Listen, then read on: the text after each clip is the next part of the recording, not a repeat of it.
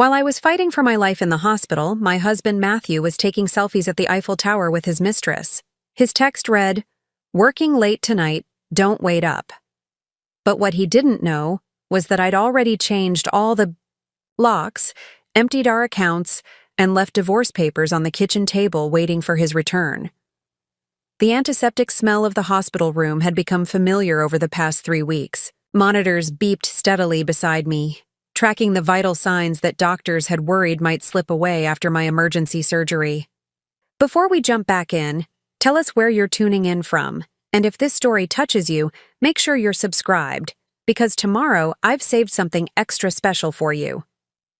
The harsh fluorescent lights cast an unnatural glow across the stark white sheets as I stared at my phone, my hands trembling not from weakness, but from a rage that burned through the fog of painkillers. On my screen was an Instagram post that Matthew had accidentally shared to his main account instead of his private one. There he stood, arm wrapped around a woman I'd never seen before, both of them smiling widely with the Eiffel Tower glittering behind them in the twilight. The caption read, "New beginnings with this amazing woman. Paris. Love.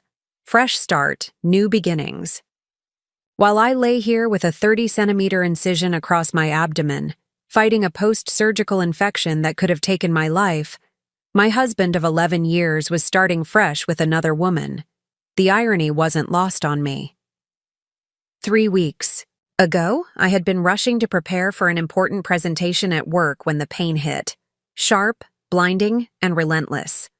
I'd called Matthew 5 times before finally dialing 911 myself. By the time the paramedics arrived, I was barely conscious on our kitchen floor. Ruptured appendix, the doctors later explained. The infection had spread. I was lucky to be alive. Matthew had been there for the first surgery, of course. Had held my hand and told me everything would be fine. But as the days turned into weeks, his visits became shorter. "Work is crazy," he'd explain, eyes never quite meeting mine. "The Johnson account is taking up all my time. I'll come by tomorrow, promise." The Johnson account. I almost laughed now, a bitter sound that caught in my throat and turned into a cough. There was no Johnson account. I'd called his office yesterday when he didn't answer his cell, only to have his assistant tell me he'd taken a week of personal leave. For his trip to Europe, she'd added, confusion evident in her voice. "Didn't he tell you?" No, he hadn't told me. Just as he hadn't told me about the woman in the photo, whose profile I was now scrolling through with numb detachment. Brianna Walker, interior designer, 29 years old, 11 years younger than me. Her page was filled with artful shots of expensive restaurants, yoga poses on exotic beaches, and, more recently, glimpses of Paris. In several of the photos, I could see a man's hand, his watch, Matthew's watch, the one I'd given him for our 10th anniversary. How long had it been going on? Looking back, I could see the signs I'd missed or chosen to ignore. The late nights, the weekend golf trips, the sudden password changes on his phone, the way he'd angled his laptop screen away from me when I entered a room. I set the phone down and closed my eyes, feeling the hot sting of tears threatening to spill. But I refused to cry. Not for him. Not anymore. "Christina?" Dr. Patel's voice pulled me back to the present. She stood at the foot of my bed, clipboard in hand. Concern etched across her features. "How are you feeling today?" "Like my husband is cheating on me in Paris while I'm stuck here fighting an infection," I replied, my voice steadier than I expected. Dr. Patel blinked, momentarily thrown by my candor before her professional demeanor returned. "I'm sorry to hear that," she said simply. "Your lab results show improvement, though. The antibiotics are working. If things continue this way, we might be able to discharge you in a few days." A few days. Just enough time. "Thank you," I said, attempting a smile. "That's the best news I've heard all week."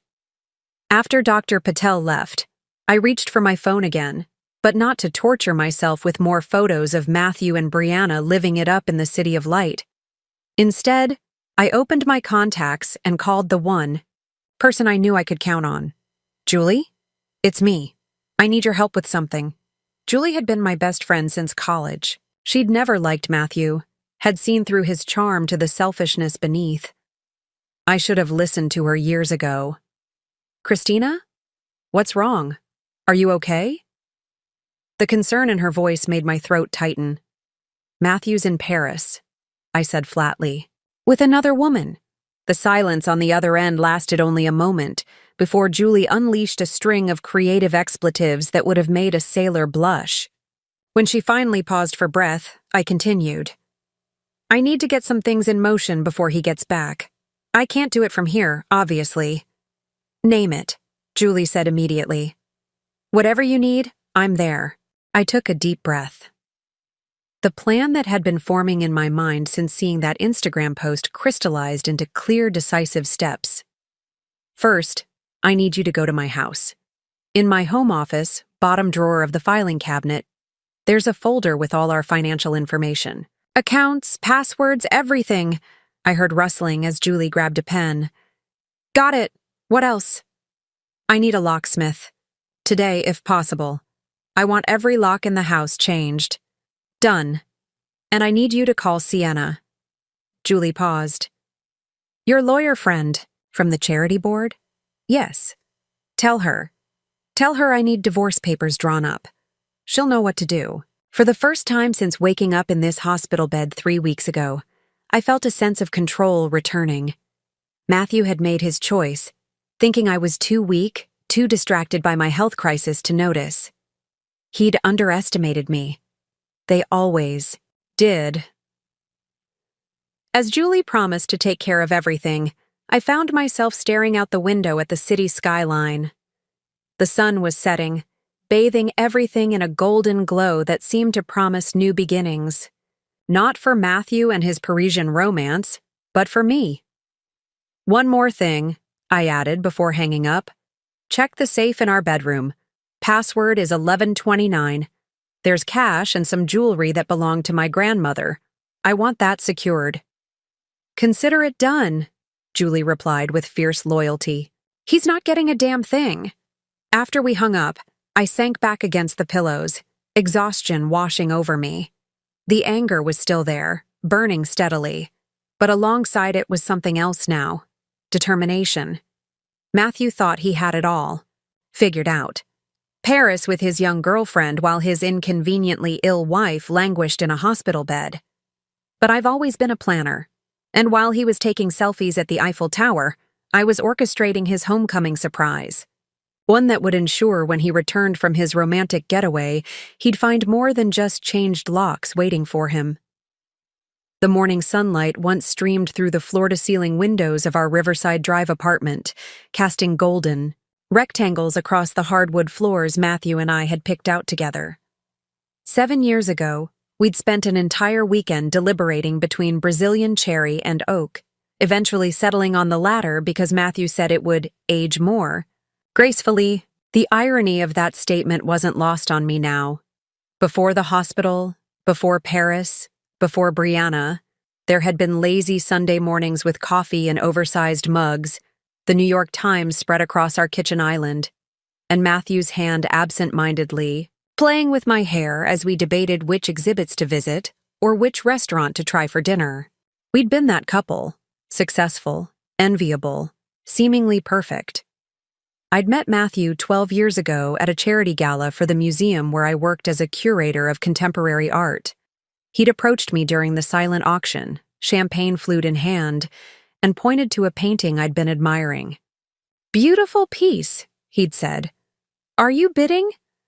I'd laughed and gestured to my modest curator's salary. Not on what I make. That's a shame, he replied. Your eyes lit up when you looked at it. 2 hours later, he'd won the painting in the auction and promptly handed me the claim ticket.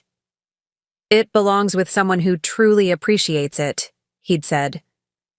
The painting, an abstract study in blues and greens, still hung in our living room. I wondered now if he'd ask for it back, or if Brianna would want it in whatever new space they created together. Our courtship had been a whirlwind. Preparing and narrating this story took us a lot of time, so if you are enjoying it, subscribe to our channel. It means a lot to us. Now back to the story. Matthew, the rising star at his investment firm, swept me into a world of black tie events, weekend getaways to Martha's Vineyard, and intimate dinners at restaurants where the chef would come to our table to greet him personally. I'd been dazzled, not just by the lifestyle, but by his confidence, his ambition, his unwavering belief that the world was his for the taking. We were married within a year, a lavish ceremony at the Botanical Gardens that was featured in a wedding magazine. My parents, retired teachers who had scrimped and saved to put me through art school, seemed overwhelmed by it all. The extravagance, the notable guests, the obvious wealth. My father had pulled me aside during the reception, his brow furrowed, with concern. "Are you sure about this, Christina? It's all happening so fast." I dismissed his worries with the confidence of someone who believed she'd found her perfect match. "He makes me happy, Dad. He challenges me to dream bigger." The early years of our marriage had lived up to that dream. We traveled extensively. Matthew, for business, me tagging along to visit museums and galleries around the world. When I was offered the position of senior curator at the museum, Matthew had arranged a surprise celebration, flying in friends from across the country. He'd supported my career, proud to have a wife who was respected in her field. Or so I'd thought. Looking back, I could see the subtle shifts, how his support had always come with suggestions, ways I could be more strategic, more ambitious, more like him. How he'd begun to refer to my work as Christina's Little Museum, job when speaking to his colleagues. How he'd started to schedule dinners with important clients on the nights of my exhibition openings. There was the night. 3 years ago, when I'd returned home buzzing with excitement over securing a controversial installation by an important feminist artist, only to have Matthew ask if I really wanted to waste gallery space on something so niche. When I'd tried to explain the artist's significance, he'd cut me off with a kiss on the forehead and a dismissive, "If it makes you happy, sweetheart." Still, we'd had good times. Weekends at our house in the Berkshires, the trip to Japan for our 5th anniversary. The way he'd hold my hand during turbulence on flights because he knew I was terrified of flying. The care package he'd sent to my office when I was working late nights preparing for a major exhibition, filled with my favorite snacks, a cashmere wrap because the museum gets cold at night, and a handwritten note saying he was proud of me. Had it all been an act? Or had something changed along the way? I thought about the subtle signs I'd missed. The growing frequency of his business trips, the new clothes, the sudden interest in fitness that had him joining an upscale gym near his office, the texts that would make him smile in a way he hadn't smiled at me in years. 2 months ago, we'd attended a dinner party at his colleague Robert's house. I'd watched Matthew across the room, charming as always, commanding attention as he described the international expansion his firm was planning. I'd felt a familiar pride, mingled with something else, a growing distance, as though I was watching a performance rather than my husband being himself. Later that night, as Robert's wife Sienna showed me their newly renovated kitchen, she'd mentioned running into Matthew at a restaurant downtown. The place with the famous tableside martini service, she'd clarified. Gary and I were there for our anniversary. I waved, but Matthew seemed deep in conversation with his client. I'd nodded and smiled, not mentioning that Matthew had told me he was having dinner with his brother that night. A business dinner wasn't a crime, after all. Except Matthew didn't have any clients who were slender brunettes in their late 20s. Not that I knew of, anyway. I'd buried the inconsistency, added it to the growing pile of moments that didn't quite add up, but that I chose not to examine too closely. Our life looked perfect from the outside. The successful investment banker and his curator wife, the tasteful apartment, the vacation home, the enviable social circle. I'd invested over a decade in building that life. Walking away meant admitting failure, and failure wasn't in my vocabulary until now. Until a ruptured appendix had landed me in the hospital and exposed the rupture in my marriage that had probably been there all along. Julie arrived at the hospital the next morning, dark circles under her eyes suggesting she'd been up all night, executing my plans. "It's done," she said, sinking into the chair beside my bed. "Locks changed, financial documents secured, and Sienna is drafting the papers. She said to tell you she's making sure he doesn't get a penny more than he's legally entitled to. Which isn't much, given what she's found." "What do you mean, what she's found?" I asked, pushing myself up against the pillows. Julie hesitated. "Maybe we should wait until you're stronger." "Tell me now," I insisted. She sighed, reaching for my hand. "There are inconsistencies in your joint finances. Large withdrawals over the past 6 months, a lease on an apartment in Tribeca under his name only, and charges for a diamond pendant from Tiffany that I'm fairly certain you don't own." I closed my eyes briefly, absorbing this new betrayal on top of everything else. When I opened them again, my resolve had only strengthened. "Thank you for doing this, Jules." She squeezed my hand. "What are best friends for, if not helping you leave your cheating husband while you're recovering from near-fatal surgery?" Despite everything, I found myself smiling. With Matthew, I'd gained a lifestyle but lost parts of myself along the way. With Julie's unwavering support, I was already beginning to find those pieces again. The signs had been there for months, like small cracks in a carefully painted facade. I simply hadn't wanted to see them. "Last Christmas, Matthew had given me a pair of sapphire earrings to match your eyes," he'd said. "I'd worn them to every important event since, including the museum's annual fundraiser in February. During the cocktail hour, Gary, Robert's business partner, had approached with his wife. "Christina, always a pleasure," Gary had said, kissing my cheek. His gaze had lingered on my earrings. "Beautiful. Matthew has excellent taste." "Thank you," I'd replied. "Christmas gift." A flicker of confusion had crossed Gary's face. I could have sworn I saw similar ones on his assistant last week at the office party. Must be a coincidence. I'd laughed it off. Matthew's assistant, a competent woman in her 50s named Diane, wasn't the type to wear statement jewelry. Besides, Matthew would never be so careless as to give his wife and another woman identical gifts. Later, reviewing the event photos for the museum's website, I noticed Matthew deep in conversation with a young woman I didn't recognize. His hand rested lightly at the small of her back, his head bent toward hers in a posture of intimate conversation. When I asked who she was, he'd dismissed the question. "Some donor's daughter. Development department asked me to make her feel welcome." I'd accepted the explanation without question. Matthew often charmed potential donors on the museum's behalf, leveraging his business connections to help my career. It was one of the things I'd loved about him, his willingness to support my work. Then there was the weekend in March when he claimed to be at a financial conference in Chicago. I'd called the hotel to have champagne sent to his room as a surprise.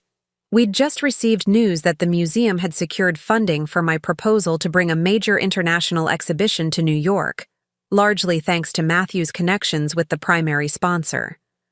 "I'm sorry, we don't have a guest registered under that name," the concierge had informed me. When I'd mentioned it to Matthew upon his return, he'd explained that the firm had switched hotels at the last minute due to overbooking issues. His answer came too quickly, too smoothly, but I'd accepted it because the alternative meant questioning everything. The most glaring sign had come just 6 weeks before my emergency surgery. I'd been using Matthew's laptop to order takeout because mine was updating. A notification had popped up, a text message from B appearing in the corner of the screen through his synced iPhone. "Can't wait to see you tomorrow. Wear that blue shirt I love." I'd stared at the message, my finger hovering over the notification, torn between invasion of privacy and the gnawing suspicion that something wasn't right. Before I could decide, Matthew had returned from his shower and gently closed the laptop. "Found." "What'd you need?" he'd asked, a slight edge to his voice. "Just ordering Thai," I'd replied, studying his face for signs of guilt or concern. But Matthew's expression had remained neutral, practiced. The next day, he'd left for a client meeting, wearing a crisp blue shirt I didn't recognize. When he returned that evening with the faint scent of an unfamiliar perfume clinging to his collar, I told myself it was from sitting in a restaurant near someone wearing too much fragrance. The lies we tell ourselves are often more elaborate than the ones others tell us. There had been other moments, calls that he took in another room, weekends cut short due to work emergencies, the growing emotional distance as he retreated into his phone rather than engaging in conversation over dinner. Each incident on its own could be explained away, but together they formed a pattern I had willfully ignored. Even the timing of my promotion to museum director had coincided with Matthew's increased absences. What should have been a period of shared celebration instead became marked by his convenient business trips and late nights at the office. I'd assumed he was working hard to match my career advancement, never considering he might be pulling away precisely because of it. The night before my emergency surgery had been the last normal evening we'd spent together, though normal had become a relative term. I'd been working late at the museum, finalizing details for an upcoming exhibition. Matthew had texted that he would handle dinner, a rare offer that had once been commonplace. When I arrived home, exhausted but grateful, I found takeout from my favorite Italian restaurant plated elegantly at our dining table. Matthew had opened a bottle of wine and was setting out silverware wrapped in cloth napkins. "What's the occasion?" I'd asked, dropping my bag and slipping off my heels.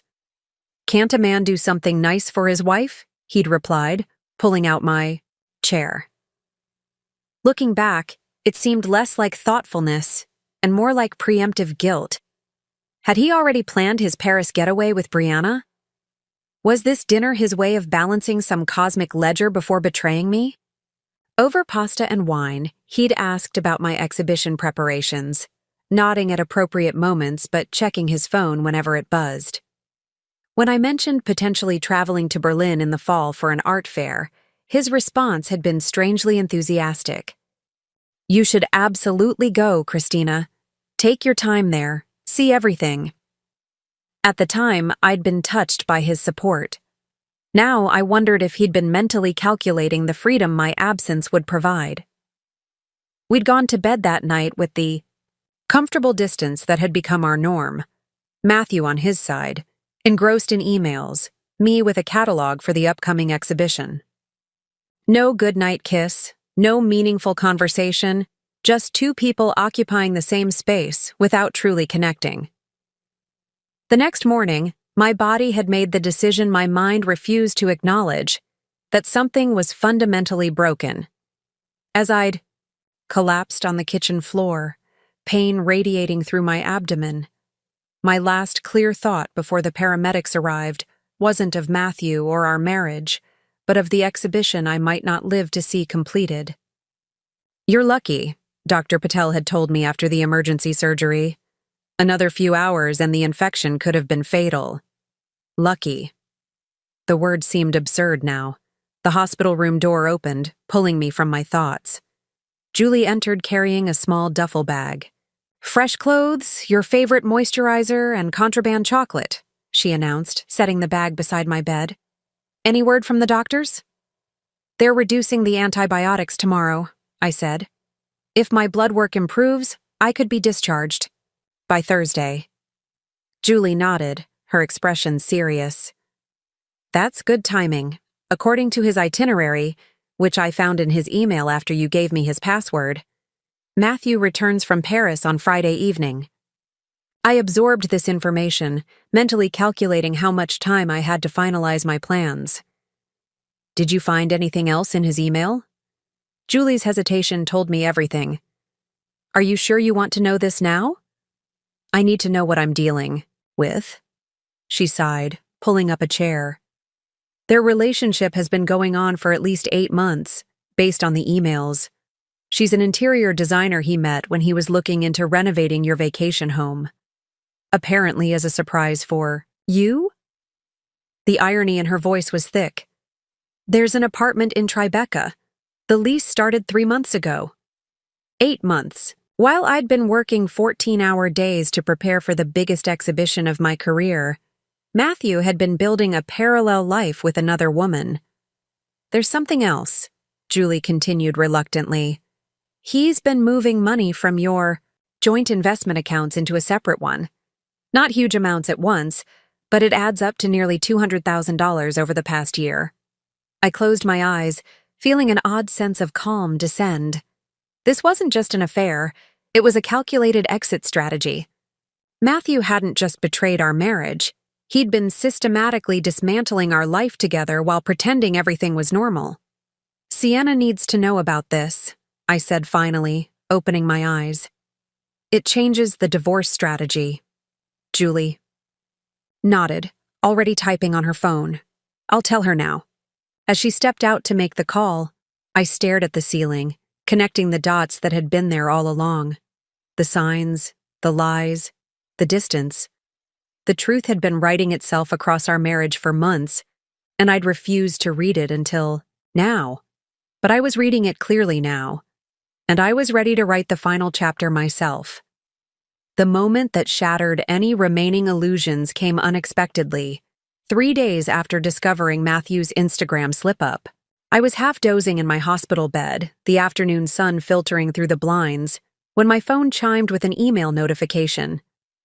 I almost ignored it, assuming it was work-related. The museum staff had been sending regular updates despite my insistence that I needed to focus on recovery. But the sender's name caught my eye. Brianna Walker. My heart lurched painfully as I unlocked my phone. The subject line read simply, I think you should know. For several seconds, I just stared at the unopened message, my finger hovering over the screen. Whatever this woman had to say would irrevocably change things.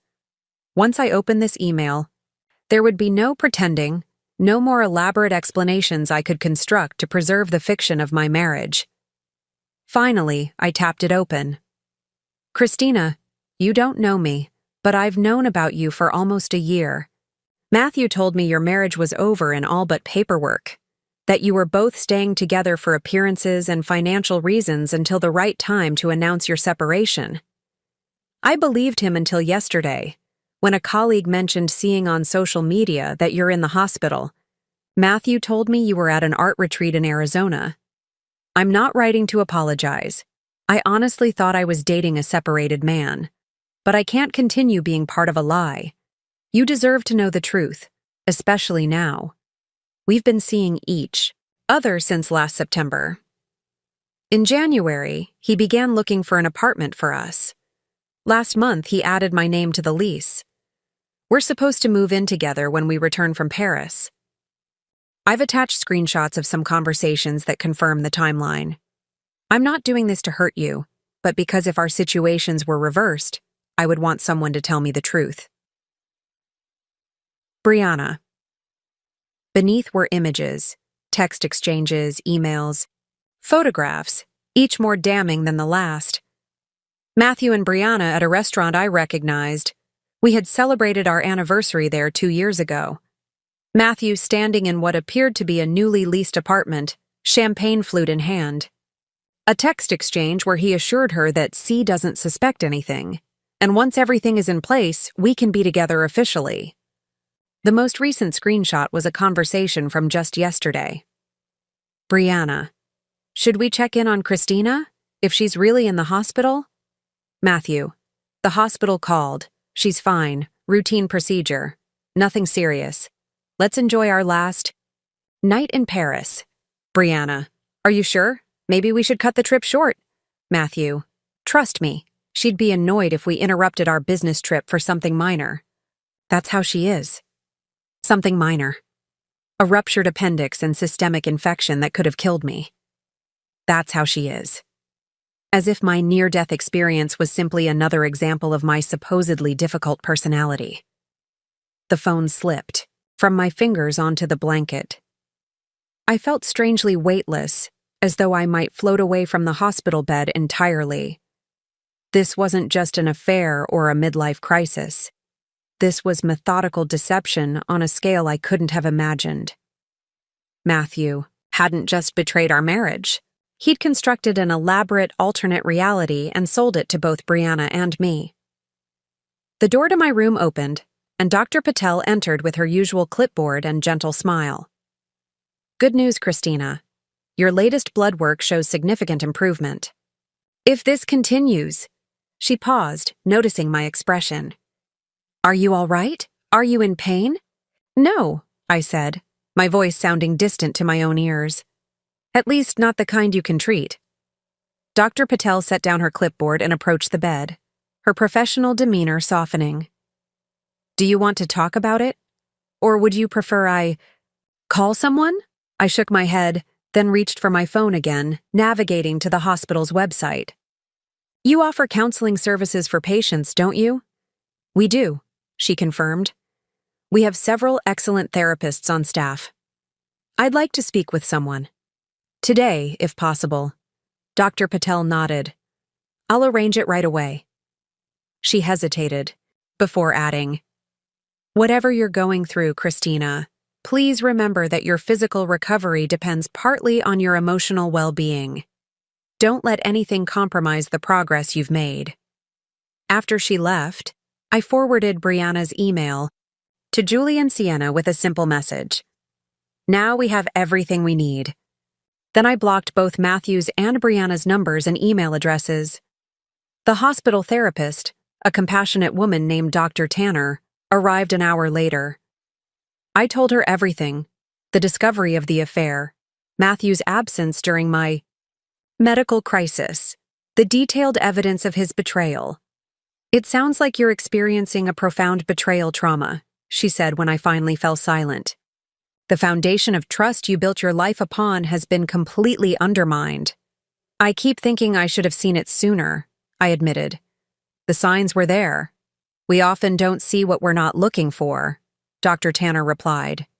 "And from what you've told me, your husband went to extraordinary lengths to maintain his deception." "What happens now?" I asked. "How do I trailed off, unsure how to articulate the enormity of rebuilding a life I no longer recognized. "Now you focus on healing, physically and emotionally," she said. "You've already taken important steps by securing your finances and consulting a lawyer. Those practical matters matter, but so does your well-being. I feel..." I searched for the right word. "Hollow. Like there's nothing left inside." "That's a normal response to this kind of trauma," Dr. Tanner assured me. "But that hollow space? It will fill again, with your own identity, your own dreams, separate from him. The person you were before him is still there, Christina, along with the stronger person you're becoming now." After our session, I lay back against the pillows, emotionally exhausted but clearer than I'd felt in days. The shock was beginning to wear off, replaced by a strange, calm certainty. Matthew had made his choice long ago. Now I was making mine. Julie arrived that evening, taking one look at my face before asking, "What happened?" I motioned to my phone. "His girlfriend emailed me. Apparently, she just discovered I'm not on an art retreat in Arizona." Julie's expression darkened as she read through the email and attachments. "That absolute bastard," she muttered. "At least she had the decency to tell you the truth." "She thought she was dating a separated man," I said, surprising myself with the lack of anger I felt toward Brianna. "She's another person he lied to." "Are you defending her?" "No, but my issue isn't with her. It's with my husband, who apparently told her our marriage was over while telling me he was working late." Julie set the phone down and took my hand. "Sienna called me earlier. The divorce papers will be ready tomorrow. She's also filing for an emergency court order to freeze the remaining joint assets based on his pattern of moving funds. If the judge grants it, he won't be able to touch anything else." "Good." The word came out stronger than I expected. "What about the locks?" "Changed yesterday." I also packed up his personal items. Not everything, just enough to make a point. They're in boxes in the garage. I left his prized vinyl collection and those first edition books he's so proud of on display, though. Figured you might need some bargaining chips. For the first time in days, I felt the corners of my mouth twitch upward. You've thought of everything. Not everything, Julie admitted. I did change the alarm code and the Wi-Fi password, though. And I may have told the doorman that Matthew is not to be admitted without your explicit permission. Thank you, I said, meaning it more deeply than the simple words could convey. For all of this. Don't thank me yet, Julie replied. There's still the matter of what happens when he comes home from Paris to find the locks changed and divorce. Papers waiting. I thought about Matthew's face when he realized his carefully constructed double life had collapsed. The shock, the indignation, the inevitable attempt to explain it all away. He'll try to convince me it's all a misunderstanding, I said. That's what he does. Rewrites reality until you doubt your own perception. But it won't work this time. I glanced at the email from Brianna again, at the evidence of months, no, a year, of calculated deception. Something hardened inside me, like molten metal cooling into an unbreakable core. When Matthew comes home, I said with quiet certainty, he'll discover I'm not the same woman he left behind. Sleep eluded me that night. The hospital sounds, the steady beep of monitors, the squeak of nurses' shoes in the hallway, the distant ding of the elevator formed a dissonant soundtrack to my racing thoughts. By morning, my eyes felt gritty, my body heavy with exhaustion that had nothing to do with my medical condition. Dr. Patel noticed immediately when she arrived for her morning rounds. Rough night? She asked, checking my vitals with practiced efficiency. You could say that? I replied, attempting a smile that felt more like a grimace. Is it that obvious? I've been doing this long enough to recognize when a patient isn't resting properly. She made a note in my chart. Your recovery depends on adequate sleep, Christina. I can prescribe something mild if you think it would help. I shook my head. I'd rather stay clear-headed right now. There are decisions I need to make. Dr. Patel nodded, her expression understanding but concerned. Just remember that your physical healing comes first. The strongest decisions come from a body that's functioning well. After she left, I reached for my phone, scrolling through emails that had accumulated overnight. The museum board had sent a collective get well message, along with assurances that everything was under control in my absence. Colleagues had forwarded exhibition updates, carefully noting that no response was expected. Friends had sent well wishes, promises of meals and support once I was discharged. All these messages from people who genuinely cared about my well-being, while my husband of 11 years was sipping champagne in Paris with his mistress. A text from Sienna interrupted my bitter reflections. Papers ready. Julie will bring them this afternoon. Call me when you feel up to discussing next steps. I set the phone aside and forced myself to eat the bland hospital breakfast, knowing my body needed fuel even if food was the last thing I wanted. Every bite felt like a conscious choice toward recovery, toward the strength I would need to face what came next. The hospital therapist, Dr. Tanner, arrived mid-morning for our scheduled session. She took the seat beside my bed, her presence calm and grounding. How are you feeling today, Christina? Like I've been hit by a truck, I admitted. And not because of the surgery. She nodded, unsurprised. Emotional trauma often manifests physically. Some researchers believe the pain of betrayal activates the same neural pathways as physical pain. That explains a lot. I shifted, trying to find a comfortable position that didn't pull at my surgical incision. I received an email from his girlfriend yesterday. She thought he was separated. He told her I was at an art retreat in Arizona, not fighting an infection in the hospital. Dr. Tanner's expression remained neutral, though I detected a flicker of something, perhaps anger on my behalf, in her eyes. That's an elaborate deception. How did you respond to this information? I didn't respond to her at all, I said. I forwarded the email to my lawyer and my friend who's helping me. Then I blocked both their numbers and email addresses. That sounds like a protective measure. It is. I know myself. If I engage with either of them right now, I'll say things I might regret, or worse, let Matthew convince me there's an explanation for all this. You're concerned about being manipulated? I considered this. I'm concerned about my own susceptibility to wanting things to be different than they are. For 11 years, I believed in a version of my husband and my marriage that apparently never existed. That's a difficult reality to accept. Dr. Tanner leaned forward slightly. Christina, from what you've shared, you aren't someone who ignores reality. You've taken concrete steps to protect yourself financially and legally. You've sought support from friends and professionals. These aren't the actions of someone in denial. Maybe now, I conceded. But I was oblivious for months, probably years.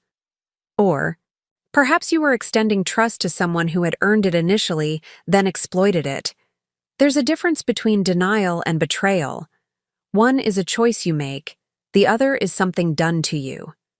Her words settled over me like a blanket. Not removing the pain, but somehow making it more bearable. We spent the remainder of the session discussing coping strategies for the days ahead, particularly for my imminent hospital discharge and eventual confrontation with Matthew. Julie arrived that afternoon, a manila envelope tucked under her arm, and a determined set to her jaw.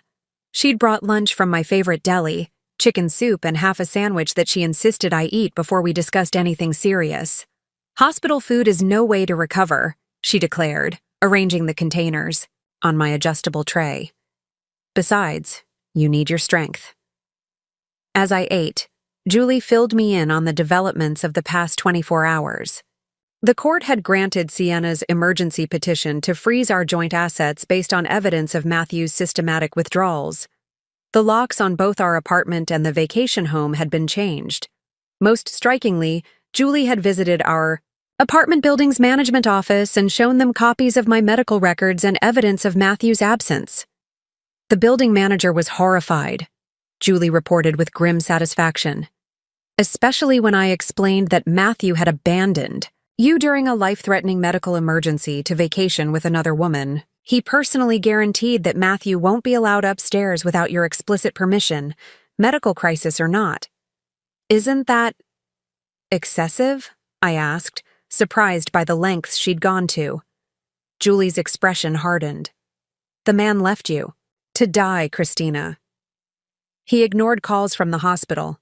He told his girlfriend you were on an art retreat while you were fighting for your life. Excessive would be me hiring someone to follow him around Paris with a sign explaining what he did, which, believe me, I considered. I couldn't help but laugh, the sound rusty from disuse. I almost wish you had. After lunch, Julie placed the manila envelope on my tray. Sienna said to tell you these are straightforward for now, just the initial filing that establishes your intent to divorce on grounds of adultery and abandonment. There will be more detailed financial disclosures to deal with later, but this starts the process. I opened the envelope and skimmed the documents, the legal language a blur of phrases like irreconcilable differences and dissolution of marriage. My gaze caught on my name, then Matthew's, the formal typography rendering our relationship in cold, clinical terms. 11 years reduced to pages of legal jargon. Where do I sign? I asked, reaching for the pen Julie offered. Are you sure you don't want to read through everything first, or wait until you're feeling stronger? I shook my head. I've never been more certain of anything. The pen felt heavy in my hand as I signed my name on the indicated lines, each signature a decisive step away from the life I had known and toward something undefined but necessary. When I finished, Julie returned the documents to the envelope. I'll deliver these to Sienna today. She'll have them served to Matthew when he returns. No, I said, the words sharp and sudden. I want them on the kitchen table when he gets home. No server, no advance warning. Just the divorce papers waiting beside his packed bags. Julie studied my face. You're sure that's what you want? You don't have to be there when he finds them, you know. You could stay with me for a few days after your discharge. I'm not hiding from him, I replied, a newfound steel in my voice. This is my home, my life. I'm not the one who should leave. Later that afternoon, Dr. Patel returned with promising news. My latest blood tests showed the infection was retreating, and if the improvement continued, I could be discharged the following day. Thursday, one day before Matthew's scheduled return from Paris.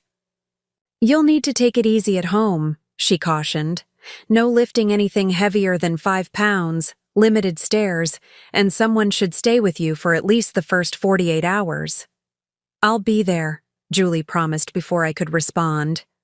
I've already arranged to work remotely through next week. That night, alone in my hospital room, I scrolled through photos on my phone. Images of the life Matthew and I had built together. Vacation snapshots, holiday gatherings, candid moments of apparent happiness. Had it all been a lie? Or had there been genuine love that somehow withered without my noticing? I paused on a photo from 2 years ago. Matthew and me on the terrace of our vacation home, his arm around my waist, both of us smiling into the camera. I tried to recall how I had felt in that moment, whether there had been any indication that the man beside me was capable of such calculated betrayal. Nothing came to mind. No warning, no premonition. Just the simple belief that we were building a life together, brick by brick, year by year. With a decisive swipe, I archived the album, removing it from view without permanently deleting it. Someday, perhaps, I would be ready to look at those photos again, to sift through the genuine moments and the fabricated ones. But not tonight.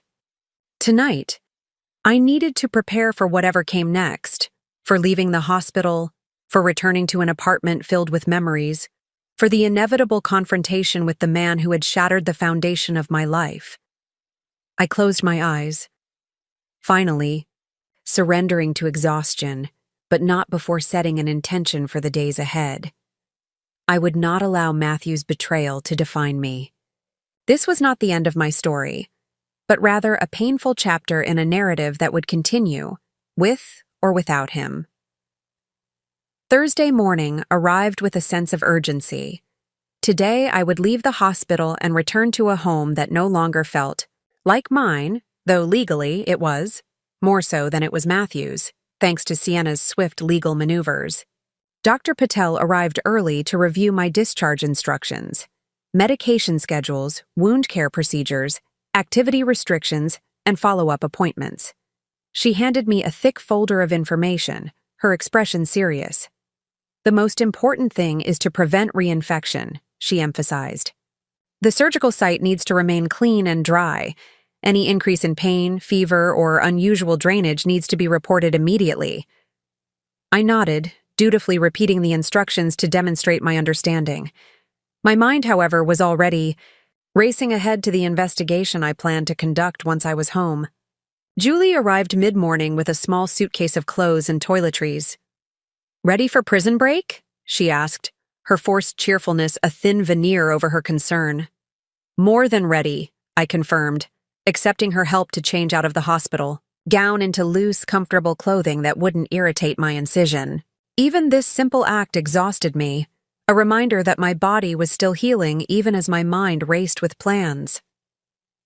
The ride home passed in a blur of soft spring sunshine and my own reflection in the car window. I looked pale, thinner, with shadows under my eyes that hadn't been there 3 weeks ago. The woman returning home was not the same one who had been rushed to the hospital that morning in March. Our apartment building's doorman, Eduardo, greeted me with gentle concern, rushing to help Julie with my small suitcase. "Ms. Christina, we've been so worried. Is there anything you need?" "Anything at all?" "Thank you, Eduardo. I'm just glad to be home." The word home caught in my throat, suddenly feeling foreign. He leaned closer, lowering his voice. "Julie explained everything. Mr. Matthew won't be allowed up without your permission.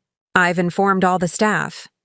I nodded, unsure whether to feel grateful or mortified that the building staff now knew the intimate details of my marital collapse. "Thank you," I managed, before heading to the elevator. The apartment was immaculate. Julie had clearly cleaned in anticipation of my return, but it felt like a stage set, a meticulously arranged diorama of a life that no longer existed. I moved slowly through the rooms, reacquainting myself with the space while Julie prepared tea in the kitchen. "I put his things in the guest room," she called. "Clothes, toiletries, the essentials. The divorce papers are on the kitchen table as requested." I acknowledged this with a murmured thanks, then made my way to Matthew's home office. This was what I had come for. Not rest, not comfort, but answers. The room was exactly as he'd left it. Desk cleared except for his laptop dock, bookshelves arranged by subject and author, awards and credentials displayed on the wall behind his ergonomic chair. The space of a successful, organized man. Or so. It seemed. I sat at his desk, opening drawers one by one. Most contained what you'd expect: office supplies, files, business cards. But the bottom drawer was locked. "Looking for this?" Julie appeared in the doorway, holding up a small silver key. "Found it in his bedside table when I was packing his things." I took it with trembling fingers. "Did you look inside?" She shook her head. "I figured that should be your discovery." The lock turned smoothly. Inside, I found a stack of papers, financial statements from accounts I didn't recognize, a lease agreement for an apartment in Tribeca, receipts from restaurants and hotels. Throughout the city, places Matthew had never mentioned visiting. Beneath these was a small velvet jewelry box. I opened it slowly, revealing a platinum bracelet set with diamonds. The price tag was still attached, $2,500. Not for me. Matthew had always claimed my taste in jewelry was too subtle for pieces like this. "Well," Julie said quietly from behind me, "now we know where some of that money went." I set the box aside and continued searching.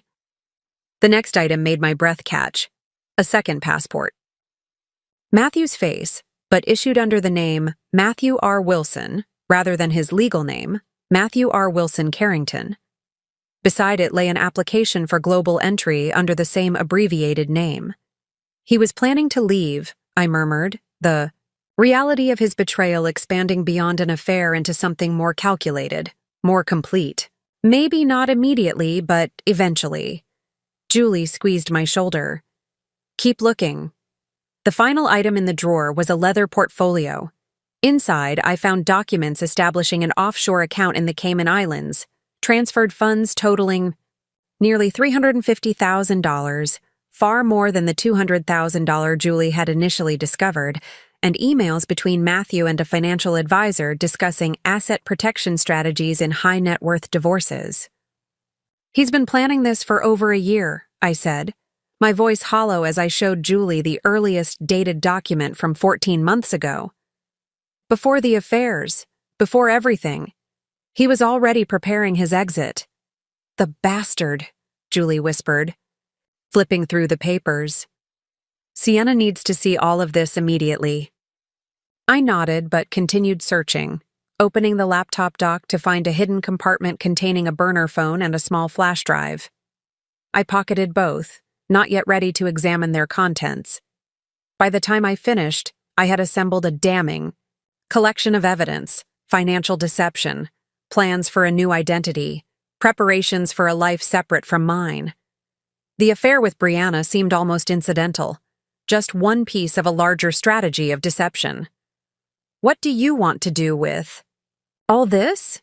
Julie asked, gesturing to the items spread across the desk. I gathered everything into a neat pile. "Photograph it, document it, then put it back exactly as we found it. I want him to know I've seen everything, but not until the moment he tries to deny it." As Julie began taking photos, I leaned back in Matthew's chair, a strange calm settling over me. The investigation had yielded more than I anticipated, revealing not just a cheating husband, but a man I had never truly known. "One more thing," I said, reaching for my phone. I need to call Sienna. If Matthew was hiding this much, there's no telling what else we might find.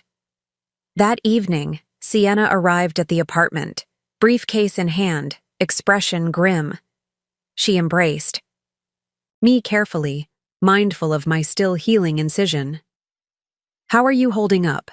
she asked, her lawyer's analytical gaze taking in my pallor and the way I moved gingerly to the couch. "I've been better," I admitted, "but I've also survived worse this month alone."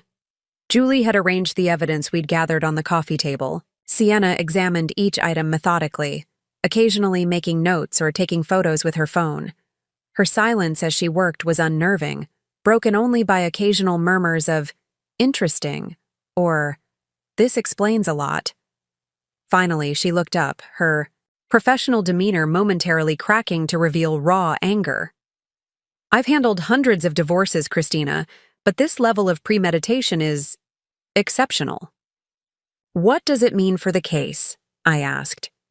"It means Matthew has seriously miscalculated," Sienna replied, a cold smile forming. "Financial concealment of this magnitude is viewed very unfavorably by the courts. The fact that he was doing this, while you were building your career, contributing significantly to household income, and then during a life-threatening medical emergency, judges don't look kindly on that combination." She began organizing the documents into categories, explaining as she worked. "The offshore accounts can be frozen with a court order. The second identity concerns me more. It suggests he may have been planning to disappear once everything was in place." "What about Brianna?" Julie asked from her position by the window. "Does her involvement change anything legally?" "The affair itself is relevant but not central," Sienna explained. "However, if he used marital assets to support this relationship, which these hotel receipts and jewelry purchases suggest, that's considered dissipation of marital assets. In plain terms, he was spending your collective money to conduct his affair." My head was spinning, not just from the information, but from physical exhaustion. Recognizing this, Sienna gathered her notes and stood. "I'm filing additional motions first thing tomorrow morning," she said. "For now, you need to rest. Tomorrow we can discuss strategy for when he returns." After she left, Julie insisted I eat something before taking my evening medications. I managed a few bites of soup before retreating to the guest bedroom. I couldn't face sleeping in the bed I'd shared with Matthew. "You're taking the master bedroom," Julie protested, following me with my medication and a glass of water. I shook my head. "Not tonight. I need neutral territory." Julie didn't argue further, simply helping me arrange pillows to support my healing body before leaving me to rest. But sleep remained elusive as my mind churned through the day's discoveries, around midnight. I remembered the flash drive and burner phone I'd found in Matthew's desk. The phone was password protected, but the flash drive wasn't. I reached for my laptop and inserted it. The contents were devastating in their comprehensiveness. A folder labeled Exit Strategy, containing a detailed timeline for leaving me, financial projections, lists of assets he considered exclusively his, despite their acquisition during our marriage. Another folder, BR, held hundreds of photos of Matthew and Brianna dating back nearly a year. Weekend trips, intimate dinners, casual moments in what I now recognized as the Tribeca apartment. Most shocking was a document titled Narrative, which outlined talking points for explaining our divorce to friends, colleagues, and family. Matthew had scripted detailed explanations that cast me as career-obsessed, emotionally distant, and ultimately uninterested in the relationship. He'd even drafted an email to my parents, expressing deep regret that our marriage had failed, despite his best efforts to save it. The calculated cruelty of it stole my breath. This wasn't just betrayal, it was character assassination, a complete rewriting of our history designed to preserve his reputation while destroying mine. I closed the laptop, my hands shaking. There, in the darkness of the guest room, the full extent of Matthew's betrayal finally hit me. Hot tears burned down my cheeks as 11 years of memories transformed into questions. Had any of it been real? Had he ever truly loved me? How long had he been planning his escape? The sobs came then, deep and wrenching, painful against my healing incision. I muffled them with a pillow, not wanting to wake Julie, but she appeared anyway, silently sitting beside me on the bed until the storm passed. "What did you find?" she asked once my breathing steadied. Wordlessly, I showed her the flash drive's contents. Her expression hardened as she scrolled through the documents, particularly the narrative file. That manipulative, gaslighting son of a... "He was going to make everyone believe I drove him away," I interrupted, my voice ragged. "That's why he's been so attentive to my family lately. Why he's been cultivating relationships with my colleagues. He was establishing himself as the wronged party before making his move." Julie closed the laptop with a decisive click. "Well, that plan is thoroughly destroyed now, isn't it? He's the one who abandoned his critically ill wife for a Paris getaway, with his mistress. There's no spinning that, Christina, not even with his carefully crafted narrative." She was right, of course, but the discovery had torn open whatever protective numbness I'd managed to maintain. This wasn't just about saving myself or securing what was rightfully mine. It was about defending my very identity against Matthew's attempt to rewrite it. "I need to be ready when he comes home tomorrow," I said, drying my tears with the back of my hand. "Not just with evidence, but with absolute clarity about what happens next." Julie nodded, understanding the shift in my tone. "What do you want to happen next?" I considered the question, looking around the guest room with its neutral colors and impersonal furnishings. A room designed for visitors passing through, not for permanent residents. That's what Matthew had become, a transient presence in a life that would continue without him. "I want him to know that I've seen everything," I said finally. "The accounts, the apartment, the timeline, the narrative. I want him to understand that every lie, every deception, every moment of his double life is exposed. And then I want him gone." "Gone where?" Julie asked pragmatically. "That's his problem to solve," I replied, a new steeliness in my voice. "He spent a year planning his great escape. Let's see how well those plans work when they happen on my timeline, not his." For the first time since discovering Matthew's betrayal, I felt something other than pain or shock. It wasn't quite power, not yet, but it was the certainty that whatever happened next, I would no longer be playing a role in his carefully scripted drama. I would be writing my own story now.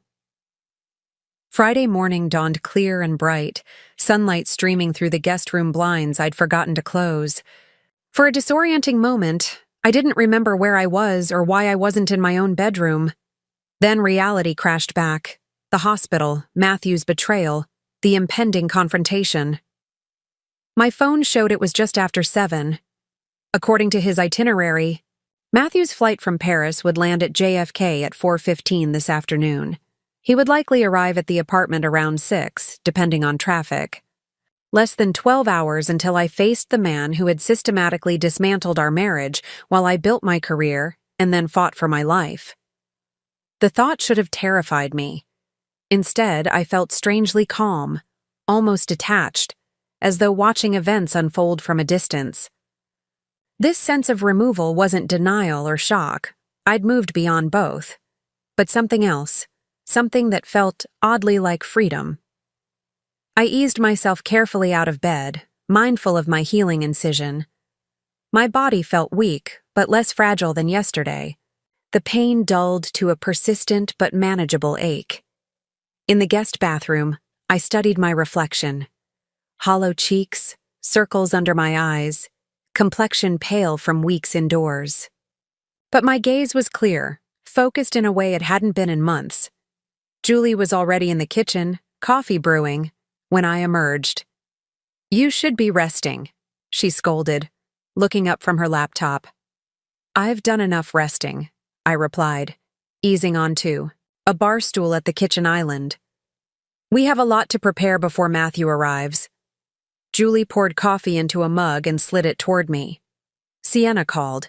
She's filed the additional motions regarding the hidden assets. The court expedited them given the circumstances: abandoned spouse, medical emergency, evidence of imminent asset removal. She said to tell you it's a rare win in family court. I nodded, wrapping my hands around the warm mug. What time is she? Coming over? That's the thing, Julie said, hesitating. She suggested it might be better if she's not here for the initial confrontation. Legally speaking, it's cleaner if this first encounter is just between you and Matthew, with me as a witness, if needed. She'll be on standby, ready to come over if things escalate. They won't escalate, I said with certainty that surprised even me. Matthew is many things, but he's not physically aggressive. His weapons are emotional manipulation, gaslighting, and calculated charm. Violence would ruin his carefully constructed image. Julie studied me over the rim of her coffee mug. You sound different today. I feel different. I sipped my coffee, organizing my thoughts. Last night, after seeing everything on that flash drive, I kept asking myself why. Why would he go to such lengths to deceive me? Why not just ask for a divorce if he was unhappy? Because divorce is expensive and messy, Julie supplied. Especially with your combined assets. That's part of it, I acknowledged. But there's something else. Matthew has built his entire identity around being perfect. The perfect husband, the perfect professional, the perfect social animal. Admitting failure in our marriage would shatter that image. So instead of facing reality, he constructed an alternate one where he's still perfect and I'm the villain. Julie nodded slowly. That tracks with the narrative document. Exactly. But here's the thing I realized at about 3 this morning. I continued, feeling the pieces click into place as I spoke. His entire plan was premised on me never discovering the truth until he was ready to reveal it on his terms. He underestimated me. He thought I was too trusting, too busy with my career, too blind to see what was happening. He miscalculated, Julie said, a hint of pride in her voice. Fatally, I agreed. And not just about the affair, about everything. He thought I needed him more than he needed me.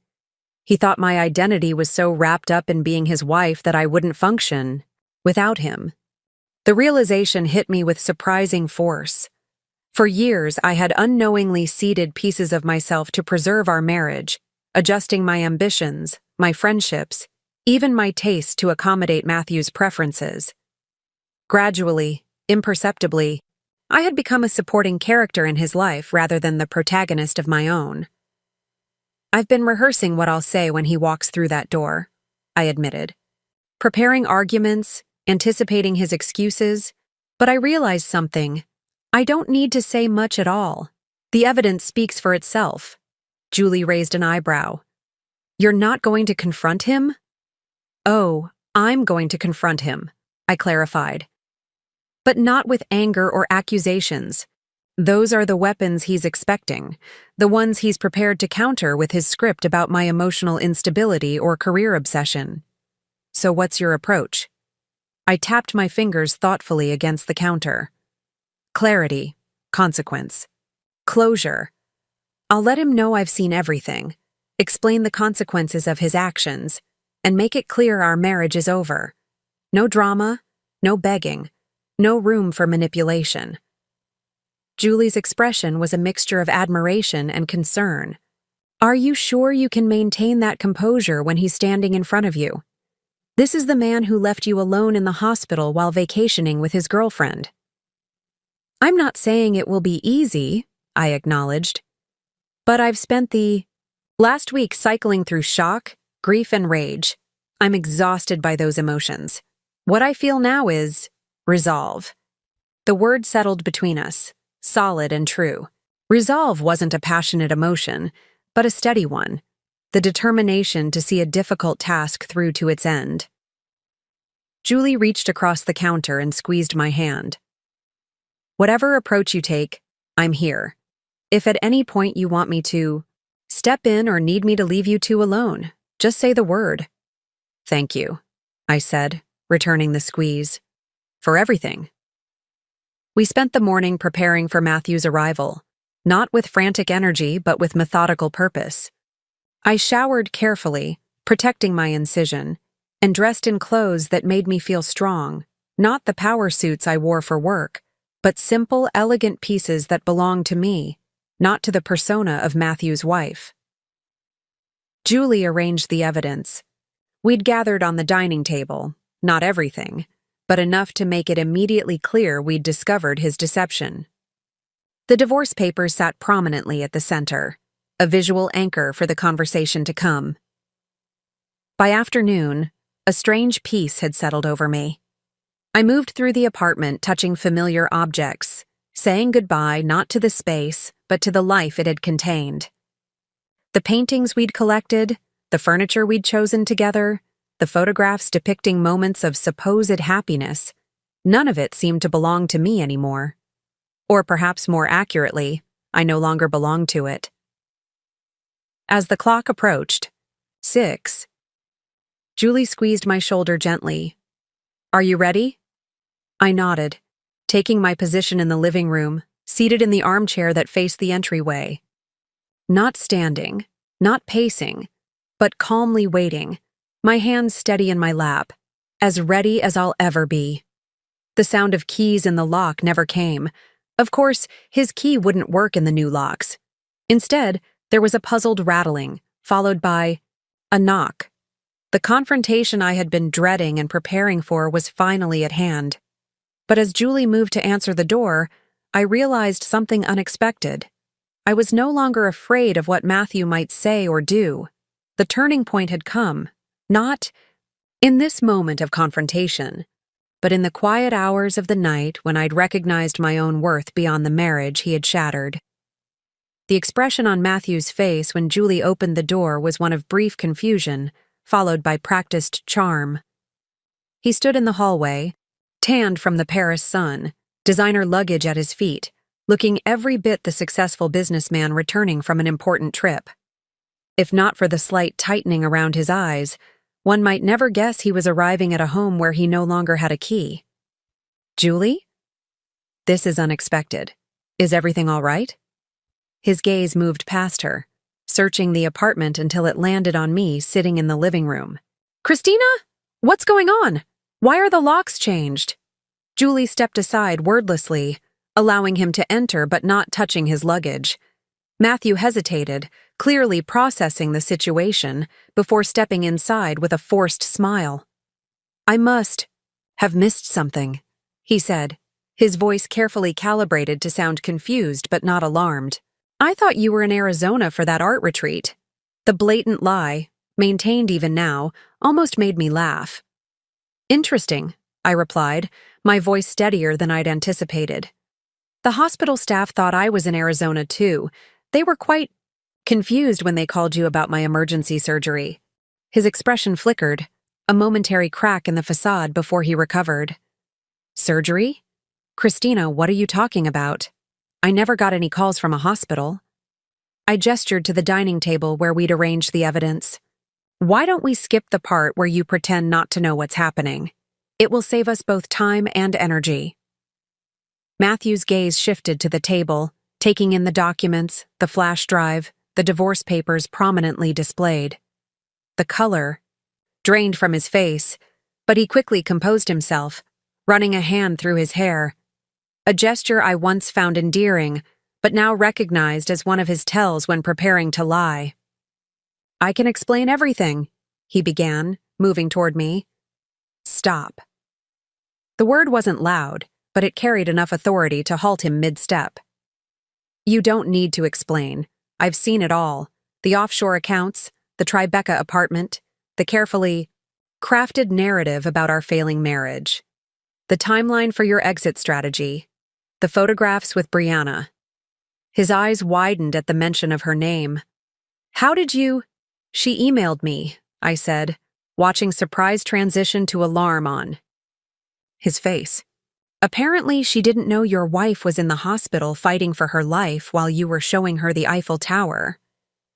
Matthew sank onto the couch, his carefully constructed world visibly collapsing around him. Christina, it's not what you think? Actually, it's exactly what I think, I replied, maintaining the calm that had settled over me. You've been planning to leave me for over a year.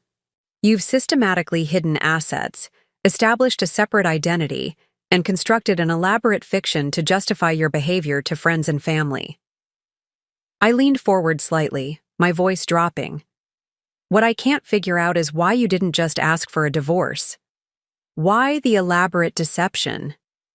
Matthew's expression shifted then, moving through shock and denial into something harder, a glimpse of the calculating man beneath the charming exterior. Would you have made it easy? He asked, a defensive edge creeping into his tone. Ms. Rising, star curator, with all your museum board connections and society friends? You would have taken everything. I would have been entitled to half, I corrected, just as I am now. The difference is that your attempts to hide assets, combined with abandoning me during a medical emergency, have convinced the court to freeze all our accounts pending divorce proceedings. This news hit him visibly. You can't do that. I already have, I replied simply. Sienna filed the motions yesterday. They were granted this morning. Matthew stood abruptly, pacing toward the window before turning back to me. This is a misunderstanding. I never got any calls from the hospital. I would never have left if I'd known you were seriously ill. 3 calls on the first day alone, Julie interjected, holding up my phone. Hospital records confirm they reached your voicemail each time. And let's not forget the text you sent me, I added, claiming you were in an important meeting when you were actually taking selfies at the Eiffel Tower. Matthew's facade crumbled further, desperation replacing the confident demeanor he'd walked in with. I made a mistake, Christina. A terrible mistake. But we can work through this. 11 years of marriage. You can't throw that away over one bad decision. It wasn't one decision, I said quietly. It was hundreds of decisions, made daily over more than a year. Each lie, each hidden transfer, each secret meeting was a choice you made to betray our marriage. I gestured toward the guest room. Julie has packed your essentials. You'll find them in there. The divorce papers are on the table, along with my attorney's contact information. I suggest you find a hotel for tonight and call her in the morning to discuss next steps. Matthew stared at me, seemingly unable to process that I wasn't yelling, wasn't crying, wasn't begging him to reconsider. This measured response clearly wasn't in the script he'd prepared for. You can't just throw me out of my own home, he protested, a hint of the entitled man he truly was beginning to show through. I paid for half of this apartment. Actually, Julie interjected, according to the documents we found, you've been systematically withdrawing your contribution to household expenses for months, redirecting funds to your hidden accounts and the Tribeca apartment. Christina has been covering approximately 70% of expenses since last fall.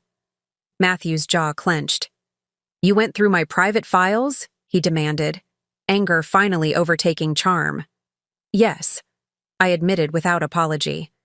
Just as you went through my medical history to create a convincing story about my supposed psychological issues for your narrative document. That stopped him cold. He hadn't expected me to know about that particularly damning piece of evidence, his detailed notes on using my brief therapy during my mother's illness years ago as proof of my instability. That was, he began, then faltered, calculated, I finished for him, like everything else you've done. But it's over now, Matthew. The game, the deception, the marriage, all of it. For a moment, Matthew looked genuinely lost, a man whose carefully constructed reality had been dismantled piece by piece. Then something hardened in his expression. Resignation, perhaps, or the recognition that he had underestimated me completely. I'll get my things, he said finally, his voice flat. But this isn't over, Christina. You have no idea what you're doing. Actually, I replied, standing carefully with Julie's supportive hand at my elbow. For the first time in years, I know exactly what I'm doing. As Matthew disappeared into the guest room, Julie whispered, "Are you okay?" I nodded, surprised to find it was true. The confrontation I had dreaded for days had come and gone, leaving not devastation in its wake, but a strange, tentative sense of liberation. Matthew emerged minutes later with his luggage and a duffel bag of essentials, his expression now coldly professional. "My lawyer will contact yours," he said stiffly. "I expect access to the apartment to collect the rest of my belongings." "That can be arranged through our attorneys," I replied, matching his tone. "Goodbye, Matthew." He hesitated at the door, perhaps waiting for a last-minute breakdown, a plea for reconciliation, or an angry outburst, anything that would fit the narrative he'd constructed about me. When none came, he left without another word, the door closing, behind him with a definitive click. In the sudden silence of the apartment, I exhaled slowly, feeling weeks of tension begin to dissipate. "He's actually gone," I murmured almost to myself. "You did it," Julie said, equal parts proud and protective. "That was impressive. Are you really okay?" I considered the question carefully. "Not yet," I admitted, "but I will be." The weekend. After Matthew's departure passed in a strange blur of practical tasks and emotional aftershocks. Though I had maintained composure during our confrontation, the reality of what had happened, both the betrayal and my response to it, hit me in unexpected waves. Saturday morning, I woke to the ping of my phone, a text from Brianna. "I don't know if you've spoken to Matthew yet, but I wanted you to know I've ended things with him. What he did to you was unforgivable. I'm truly sorry for my part in it, however unknowing." I stared at the message, unsure how to respond, or if I should respond at all. This woman had been sleeping with my husband for nearly a year, had planned a future with him, had accompanied him to Paris while I was hospitalized. Yet she had also been the one to tell me the truth when she discovered it. After several minutes, I typed a simple reply. "Thank you for letting me know." It wasn't forgiveness, I wasn't ready for that, but it wasn't spite either. Something in me recognized that Brianna, too, had been manipulated by Matthew's elaborate deceptions, albeit in different ways than I had been. Later that morning, Sienna called with an update. "Matthew's attorney reached out," she reported. "They're requesting a meeting next week to discuss settlement terms." "Already?" I asked, surprised by the speed of his response. "It's actually a good sign," Sienna explained. "It suggests he's not planning to drag this out. My guess is he doesn't want the details of his behavior made public, especially the abandonment. During your medical emergency, that kind of thing can damage a reputation in financial circles. So what happens next? We meet, we negotiate, we aim for a clean break," she said matter-of-factly.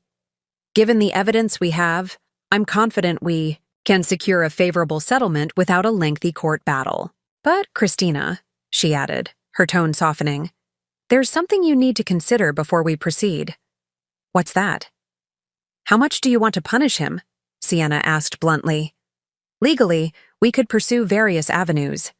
Alienation of affection, claims, civil fraud for the financial deception, possibly even criminal charges for some of the financial maneuvers.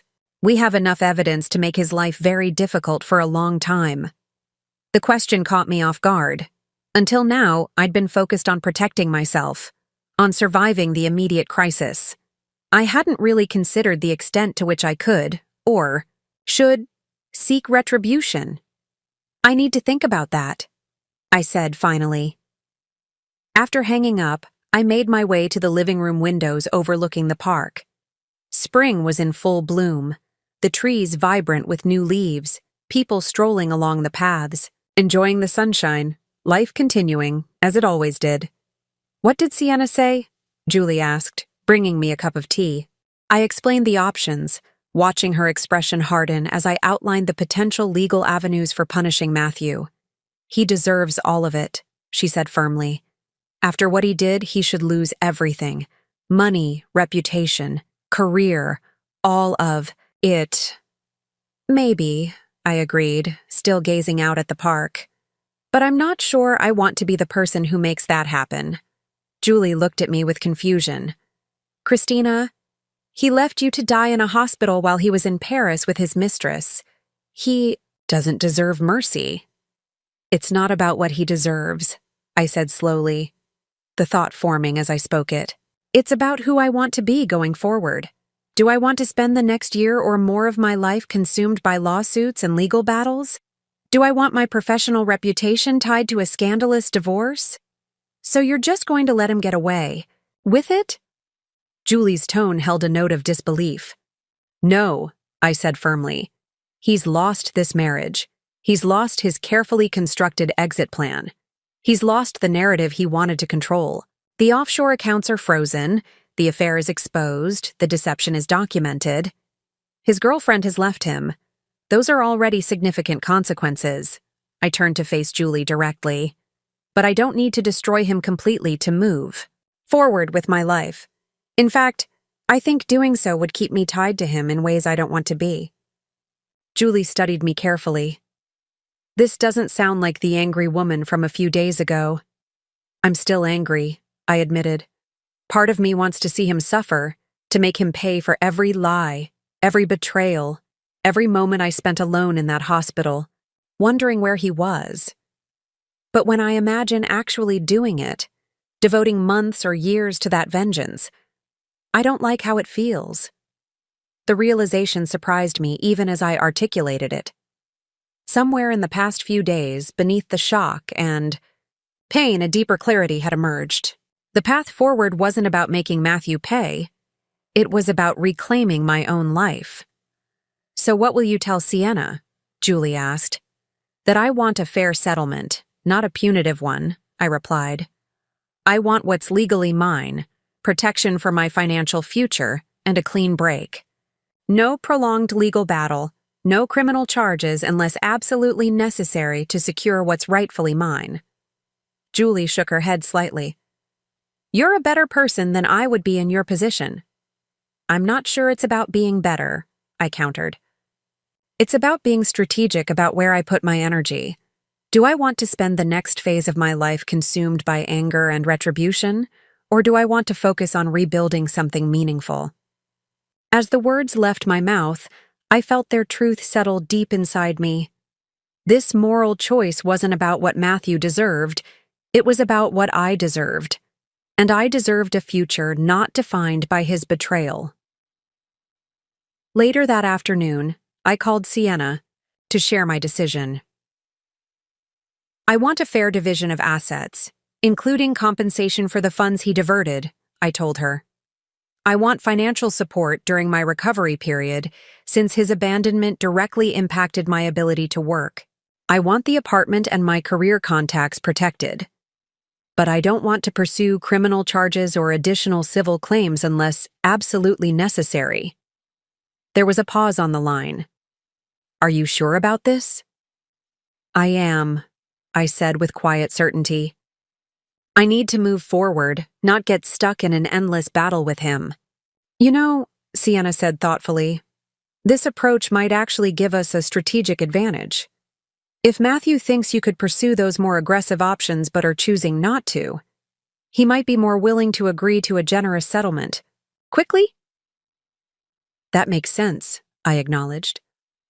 "But that's not why I'm making this choice." "I understand," Sienna assured me. "And for what it's worth, I think it's the right call. I've seen too many clients lose years of their lives to vindictive divorce proceedings. It rarely brings the satisfaction they hope for." After hanging up, I felt a weight lift that I hadn't realized I'd been carrying. The burden of potential vengeance, of decisions yet unmade about how thoroughly to punish Matthew for his betrayal.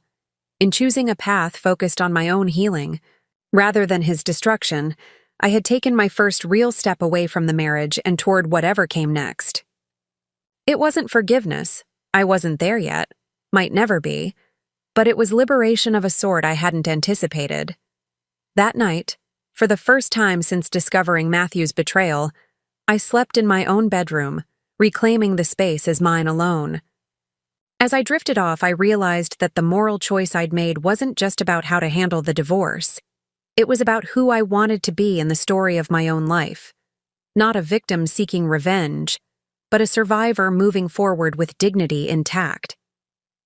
The consequences of Matthew's actions, and my response to them, began to manifest within days of our confrontation.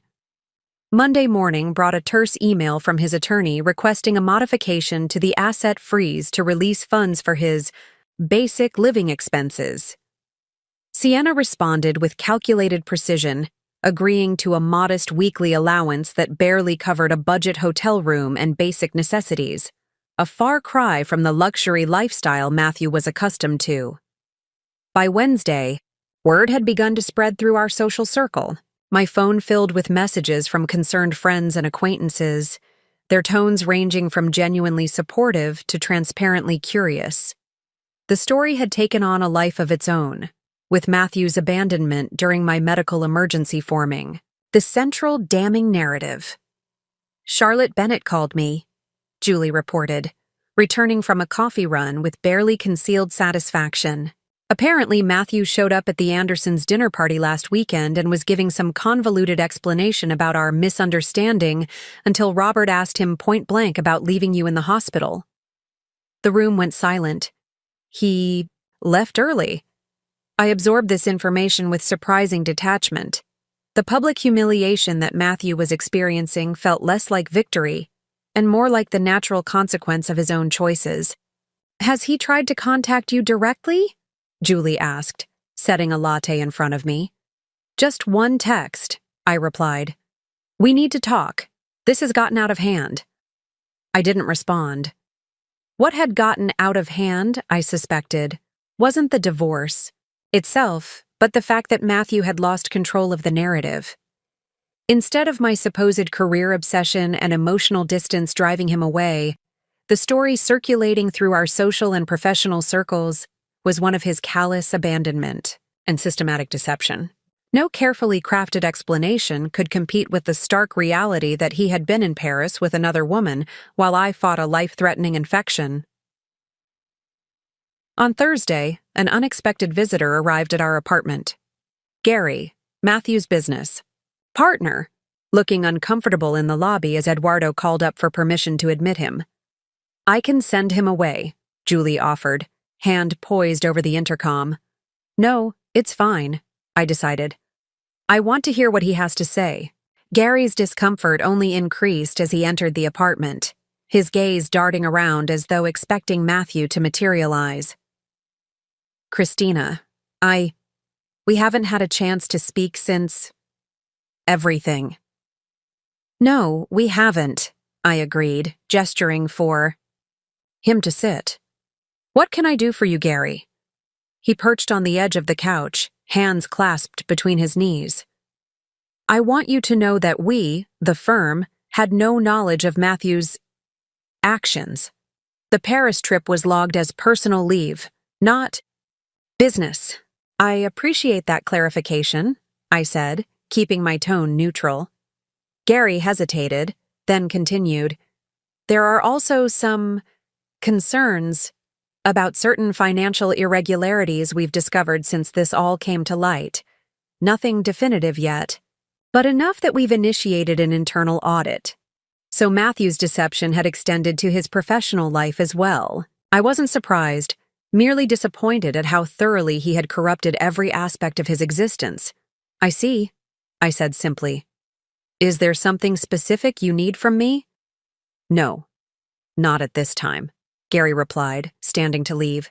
"I just wanted you to know that not everyone was complicit in this, and that—" He paused at the door.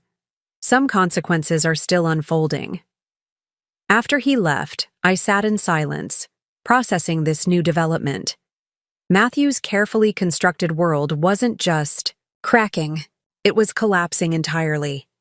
Each deception exposing others in a cascading failure of integrity. For the first time, I felt a glimmer of sadness, not for the end of our marriage or even for Matthew's current predicament, but for the person he might have been if he had chosen honesty over deception, courage over calculation.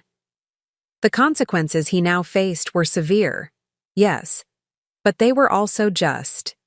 The natural result of a life built on lies. 3 weeks after Matthew's departure, I returned to work at the museum on a limited schedule. My body was healing steadily, though the emotional wounds remained tender, unpredictably sensitive to certain triggers, a familiar cologne worn by a museum patron, a casual mention of Paris in a colleague's travel anecdote, the wedding rings I no longer wore but hadn't yet decided what to do with. The museum staff welcomed me back with genuine warmth and a remarkable absence of intrusive questions. Only my assistant, Eliza, acknowledged the situation directly, placing a small vase of bright yellow daffodils on my desk with a card that read simply, "New beginnings. Welcome back." Those early days of reconstruction were precarious, a delicate balance between honoring what I had lost and recognizing what I might yet build. Julie had reluctantly returned to her own apartment after my physical recovery no longer required constant supervision, though she still called multiple times daily and appeared without warning if I didn't answer promptly enough. "You don't have to check on me so often," I told her during one such impromptu visit. "I'm not going to fall apart." "I know that," she replied, though the concern in her eyes suggested otherwise. "I just miss our slumber parties and midnight ice cream sessions."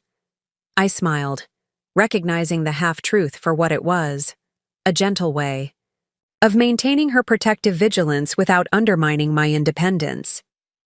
The divorce proceedings had begun to take on a predictable rhythm. Matthew's initial attempts to challenge the asset freeze had been denied by the court, largely due to the comprehensive evidence of his financial deception. His lawyer had subsequently adopted a more conciliatory approach, suggesting a mediated settlement rather than protracted litigation.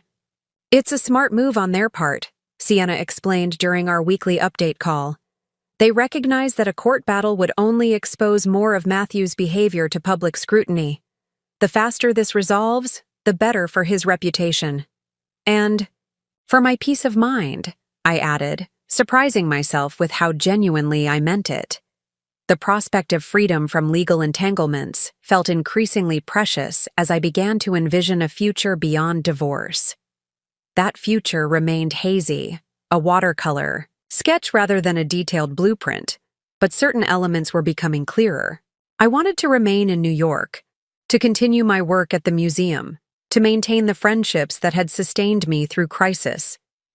Beyond these anchors, however, I allowed myself the luxury of uncertainty, of not yet knowing what shape my reconstructed life might take.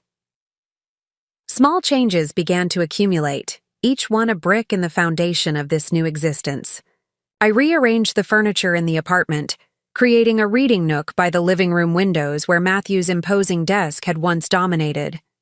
I adopted a rescue cat, a dignified gray tabby named Artemis, who regarded the apartment with the cautious optimism of one who, like me, was adjusting to changed circumstances. I started therapy again, not the crisis counseling of the hospital, but regular sessions with Dr. Tanner, who had agreed to continue seeing me as a private patient. Together, we excavated not just the trauma of Matthew's betrayal, but the subtle erosion of self that had preceded it, how I had gradually accommodated his preferences, minimized my own needs, rationalized behaviors that should have raised red flags. "The goal isn't to blame yourself," Dr. Tanner emphasized during one particularly difficult session. "It's to recognize patterns so you don't repeat them." Perhaps the most significant aspect of this early reconstruction was financial independence. With the court's permission, I opened new accounts in my name only, transferred my portion of our unfrozen joint funds, and began the meticulous process of establishing credit entirely separate from the financial entanglements of marriage. "How does it feel?" Sienna asked when I signed the last of the paperwork establishing my financial autonomy. "To have your name, just your name, on these accounts?" I considered the question, tracing a finger over the freshly printed bank cards. "It feels foundational," I replied finally, "like I'm building something solid that belongs entirely to me." The physical reconstruction of my life, the apartment, the finances, the daily routines, progressed steadily.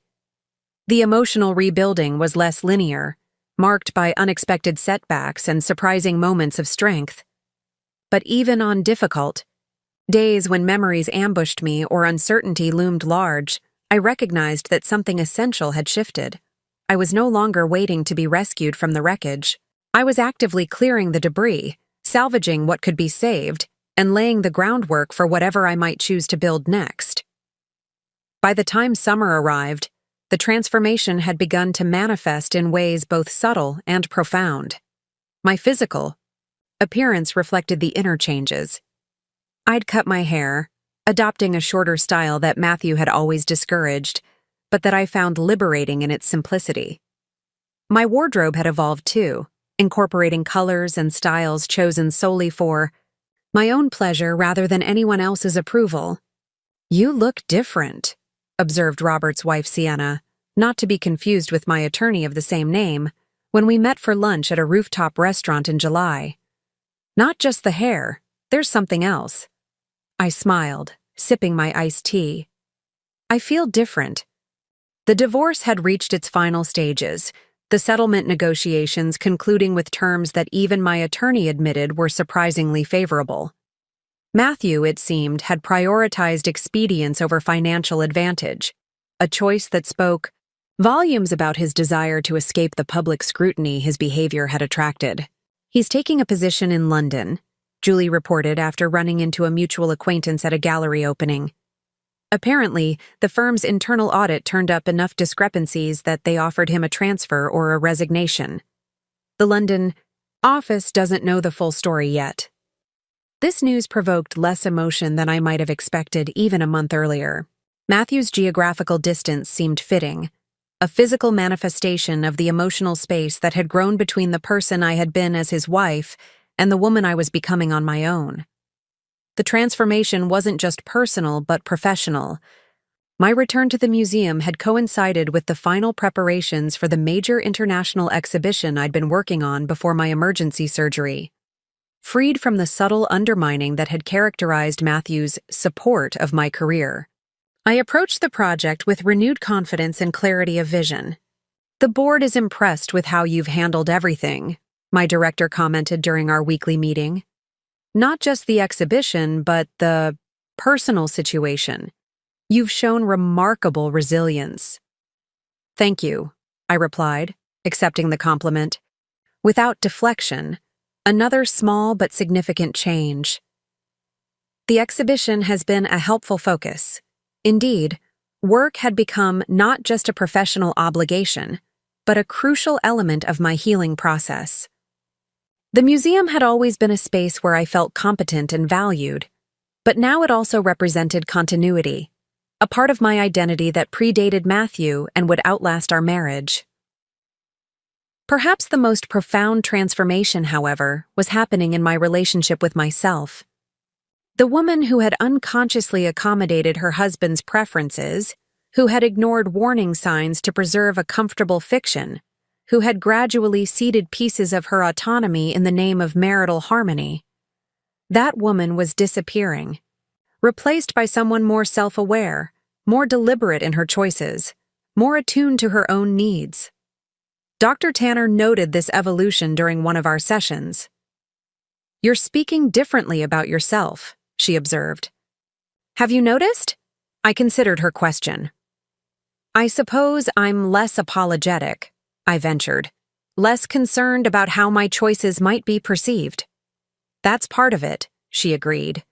"But there's also an integration happening, a reconnection with aspects of yourself that were suppressed during your marriage."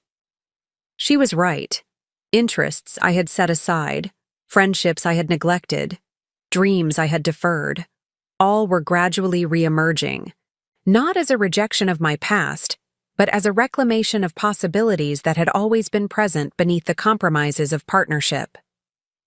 One Saturday morning, I found myself in a small gallery downtown, drawn by an exhibition of emerging artists that Julie had mentioned. As I moved from piece to piece, I was particularly struck by a series of photographs documenting the renovation of an abandoned building. The transformation from decay to renewal, captured in striking before and after images. "It's about resurrection," the gallery owner explained, noticing my interest. "Finding beauty and purpose in what's been discarded or damaged." I nodded, recognizing in the photographs a visual metaphor for my own experience. The building hadn't been restored to its original state. That would have been impossible and perhaps undesirable. Instead, it had been thoughtfully reimagined, its damaged elements incorporated into a new design that honored its history while creating something entirely fresh. "I'll take it," I decided impulsively, purchasing the central photograph in the series. "It belongs in my home." As the gallery owner wrapped the piece, I realized I had referred to the apartment as my home. Not our apartment, or the place I live, but my home. The simple phrase contained within it the essence of the transformation process, the gradual, sometimes painful, but ultimately liberating shift from defining myself in relation to Matthew to existing wholly as myself. The photograph now hangs in my bedroom, a daily reminder that transformation isn't about erasing what came before, but about creating something meaningful from all of it. The joy and the pain, the love and the betrayal, the endings and the new beginnings.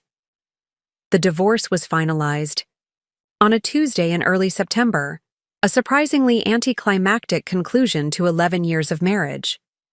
The documents arrived via courier while I was reviewing installation plans for our winter exhibition. I signed where indicated, watching as the messenger sealed the envelope containing Matthew's official release from our union. "Would you like to take the rest of the day?" my assistant Eliza asked, noting the significance of the moment. "Actually, no," I replied, surprised by the certainty I felt. "I'd rather stay focused on the exhibition." That evening, however, I allowed myself a moment of acknowledgement.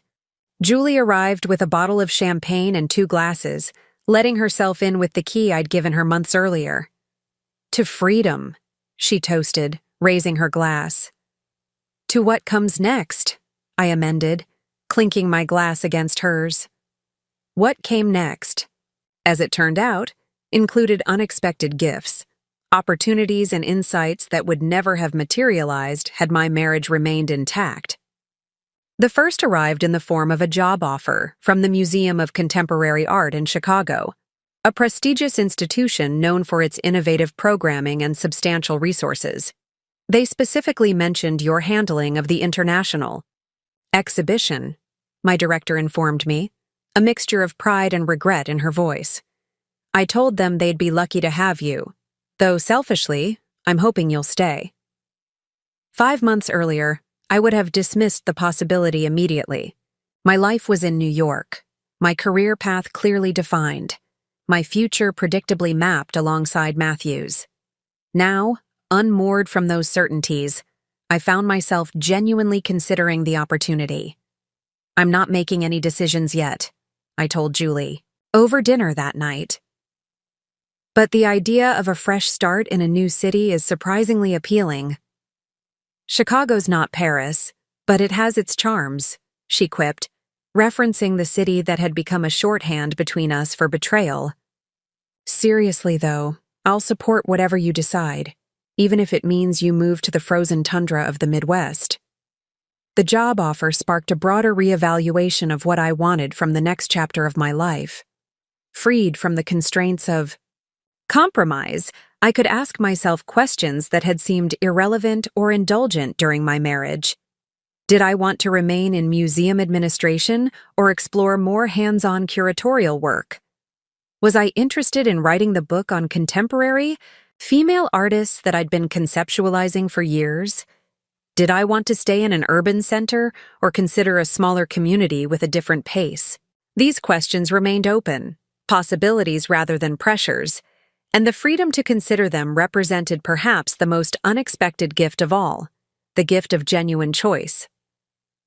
Other gifts emerged in the form of deepened relationships. Friendships that had been peripheral during my marriage moved to the center of my life, revealing connections that had been limited by Matthew's subtle disapproval or my own divided attention. "I never told you this," Julie admitted during a weekend hike in the Hudson Valley, "but Matthew once suggested I was a negative influence on you because I encouraged your workaholism. He implied I was jealous of your marriage because I was single." I stopped mid-stride, genuinely shocked. "When was this?" "About 2 years ago at the benefit for the Children's Museum. You were meeting with some board members, and he pulled me aside for a friendly chat." The revelation was disturbing, but illuminating. Another piece of the puzzle falling into place, explaining tensions I had sensed but never fully understood.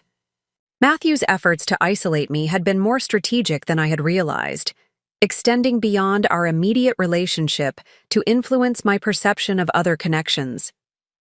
Perhaps the most profound, unexpected gift was the reconnection with my own instincts. In the months following Matthew's departure, I gradually recognized how I had learned to doubt my own perceptions, to question my intuitive responses to situations and people. This subtle undermining, what therapists call gaslighting, had eroded my self-trust over years of small dismissals and contradictions. "I think I always knew something was wrong," I confessed to Dr. Tanner during a particularly insightful session. There were moments when I would feel a flash of uncertainty or doubt about something Matthew said or did. But I trained myself to ignore those feelings, to assume I was being paranoid or unreasonable. "And now?" she prompted. "Now I'm learning to listen to those signals again," I replied. "To trust that when something feels wrong, it probably is." This renewed self-trust manifested in both small decisions. Ending a date with a charming finance executive when his comments about my career felt oddly familiar, and larger ones, like declining a potentially lucrative collaboration that would have compromised my artistic vision for the winter exhibition. Each choice, each acknowledgement of my own inner knowing, represented new growth sprouting from soil that had once seemed barren. The betrayal that had nearly destroyed me had also, paradoxically, created space for a kind of flourishing I hadn't known was possible. 1 year after Matthew's departure, my new reality had crystallized into something I could never have imagined during those first devastating days. I had accepted the position in Chicago, a decision that felt both terrifying and exhilarating in its completeness.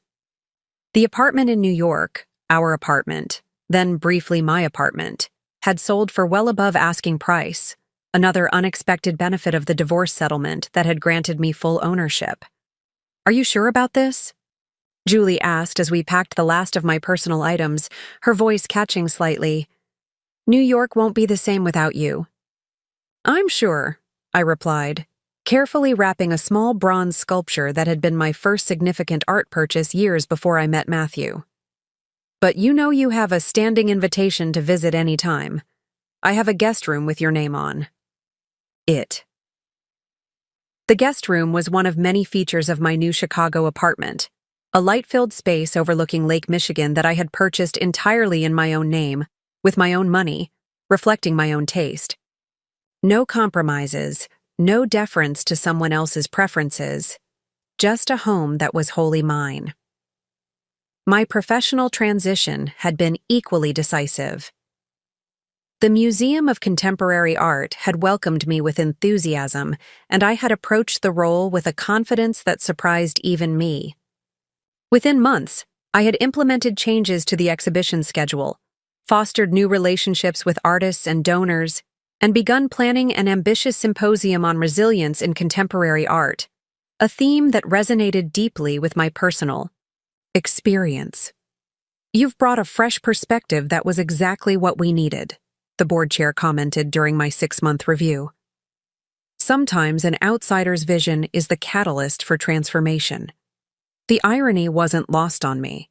My own transformation had indeed required an outside catalyst, though a painful one. Without Matthew's betrayal, I might never have discovered the strength, creativity, and independence that now defined my professional approach. my personal life, had evolved as well, though not in the ways well-meaning friends had sometimes suggested. I had dated occasionally, enjoying the company of interesting men without feeling pressured to establish another partnership.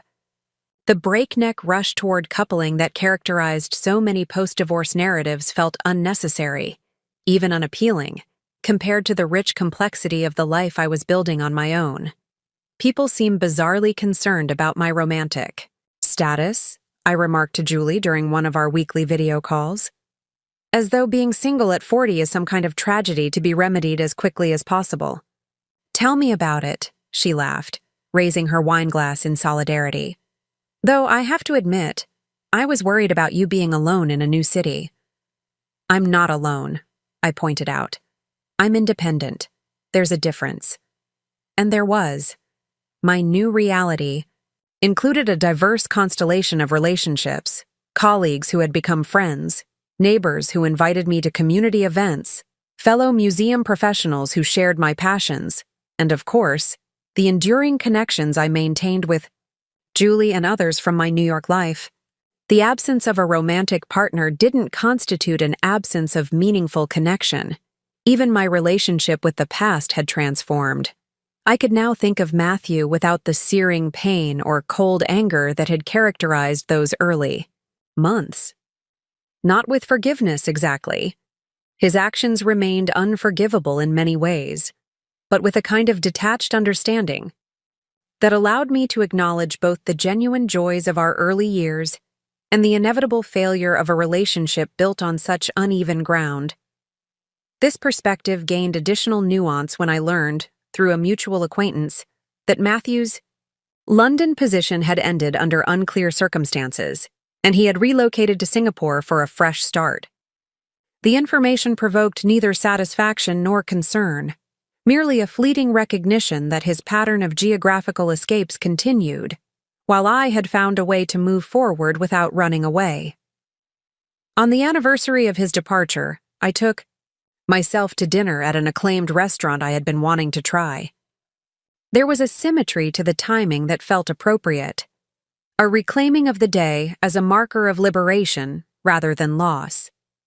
Seated at a table overlooking the Chicago skyline, illuminated against the night sky, I ordered champagne and raised a private toast.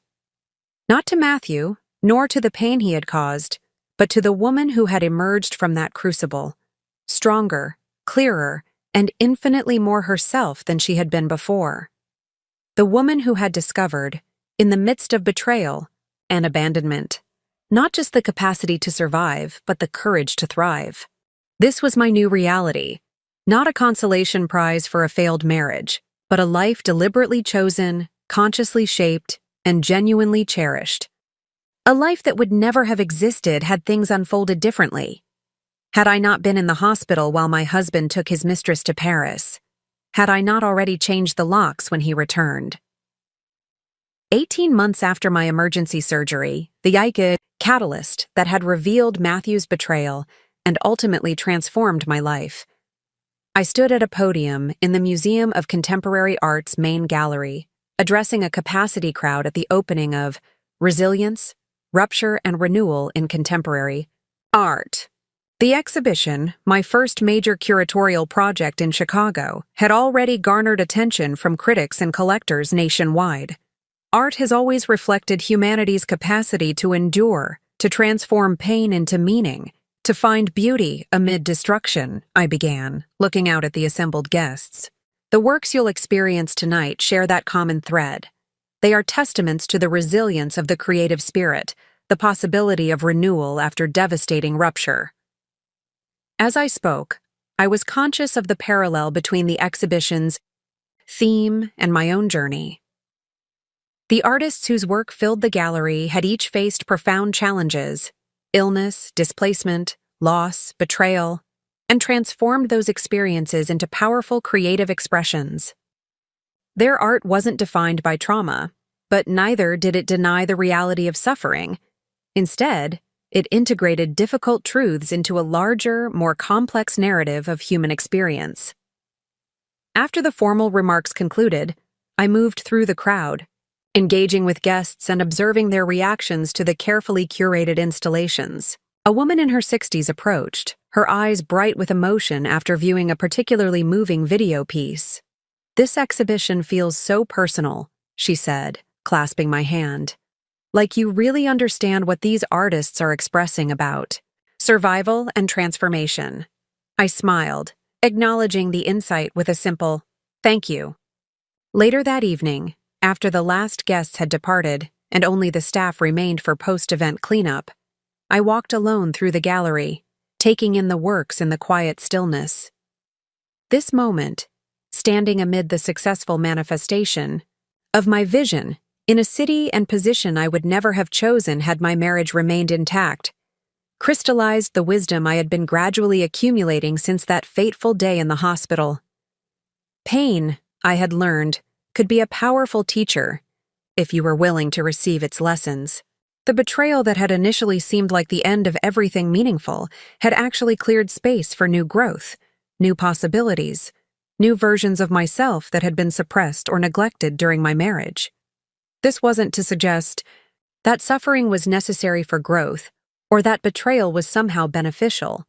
I would never frame Matthew's actions as a gift, no matter how positive the eventual outcome.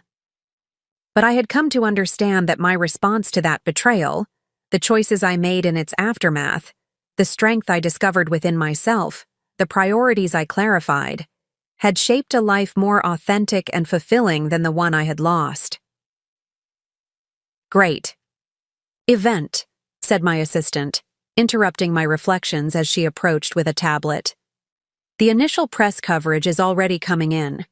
The Tribune critic called the exhibition a masterful exploration of human resilience in the face of catastrophic disruption. I smiled at the apt description. Sounds about right. In the months and years that followed, I continued to build on the foundation that had emerged from the wreckage of my marriage. My professional reputation grew, bolstered by successful exhibitions and innovative programming that reflected my increasingly confident curatorial voice. My personal life expanded in unexpected directions, new friendships, occasional romances that enriched without defining me, greater involvement in Chicago's vibrant cultural community. Maintained contact with Julie and other close friends from New York, our connections deepening despite the geographical distance. Julie visited regularly, marveling at the life I had created and the person I had become. "You know what amazes me most?" she remarked during one such visit, as we shared wine on my balcony overlooking the lake. "How completely you've moved beyond being Matthew's ex-wife. So many people get stuck in that identity, defined by the relationship that ended rather than by who they're becoming." Her observation resonated with me. I had indeed traversed that difficult terrain, moving from shock and devastation through anger and determination to arrive at a place of genuine autonomy and self-definition. The marriage that had once seemed central to my identity had receded into proper perspective, a chapter in my story, significant but no longer defining. Matthew himself had faded to a peripheral figure, someone I occasionally heard about through mutual acquaintances, but whose choices no longer affected my emotional landscape. The last update, that he had married a young executive at his Singapore firm, registered as simply another life event happening to someone I used to know. What remained, what continued to evolve and deepen, was the wisdom born from the experience, the recognition that security can be illusory, that strength often emerges from our most vulnerable moments, that what feels like an ending may actually be an opening to something more authentic and aligned with our truest selves. This wasn't comfortable wisdom. It had been purchased at considerable cost, but it was mine, hard-won and deeply integrated. It informed not just how I lived, but how I created, how I connected with others, how I navigated uncertainty in all its forms. Standing at the railing as the sun set over Chicago, I reflected on the strange, painful, ultimately liberating journey that had brought me here. Not to a perfect life or a finished state of being, but to an ongoing process of discovery and creation. a life that belonged entirely to me. To unexpected journeys, I said, raising my glass to join Julie's toast. And to the woman who had found the courage to take them, one step at a time.